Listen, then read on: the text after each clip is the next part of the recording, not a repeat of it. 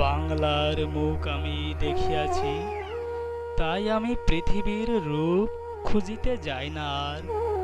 বাংলার এই ষড়ঋতুর অনিন্দ্য নৈসর্গকে প্রতিনিধিত্ব করে এমন একটি গ্রাম আমাদের এই ধর্মভোগ।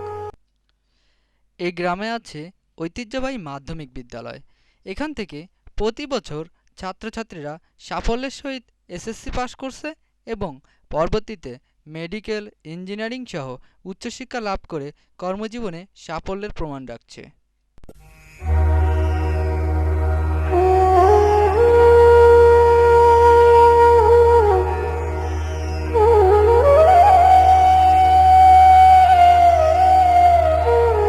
এই গ্রামে একটি সরকারি পুকুর আছে। সেখান থেকে প্রতিদিন নারীরা খাবার পানি সংগ্রহ করে। পুকুরটিতে ইতিপূর্বে স্নান করা হলেও বর্তমানে এটি শুধুমাত্র খাবার পানির উৎস হিসেবে ব্যবহৃত হচ্ছে।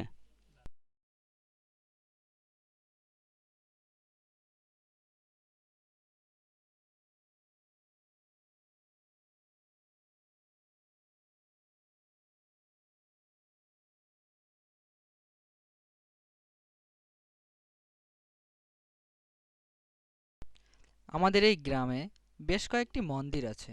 উল্লেখযোগ্য মন্দিরগুলো হলো শ্রী শ্রী শারদীয়া দুর্গা মন্দির, শীতলা মন্দির, কৃষ্ণ মন্দির, শ্রী শ্রী হরিচাঁদ ঠাকুরের মন্দির। সম্প্রতি প্রতিষ্ঠিত হওয়া কালী মন্দিরের অবকাঠামোগত উন্নয়ন খুবই জরুরি। এ ব্যাপারে সংশ্লিষ্ট সকলের বিশেষভাবে দৃষ্টি আকর্ষণ করছি। অপরদিকে কালীগঙ্গা নদীর নিকটে অবস্থিত সিমেন্টতলার কালী মন্দিরে রয়েছে বিশেষ সুনাম। প্রতি বছর বাংলা ফাগুন মাসের শেষ মঙ্গলবারে কালী পুজো অনুষ্ঠিত হয়। উত্তরপাড়ায় নামযজ্ঞ হয়, সেখানে আছে গোবিন্দ মন্দির। পূর্বপাড়ায় অনুষ্ঠিত হয় রথযাত্রা অনুষ্ঠান, সেখানে বিভিন্ন স্থানের মানুষের সমাগম হয়। দক্ষিণ পাড়ায় আছে মাতৃষা সার্বজনীন দুর্গা মন্দির।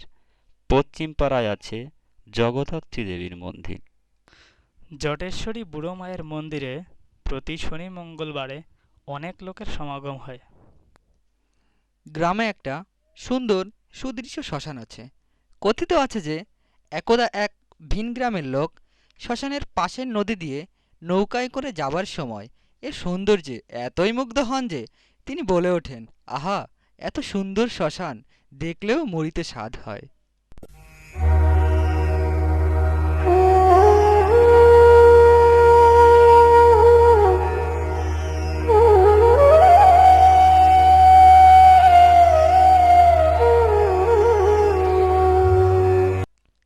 এই গ্রামের সকল উন্নয়নের মূল চাবিকাঠি হলো একতা।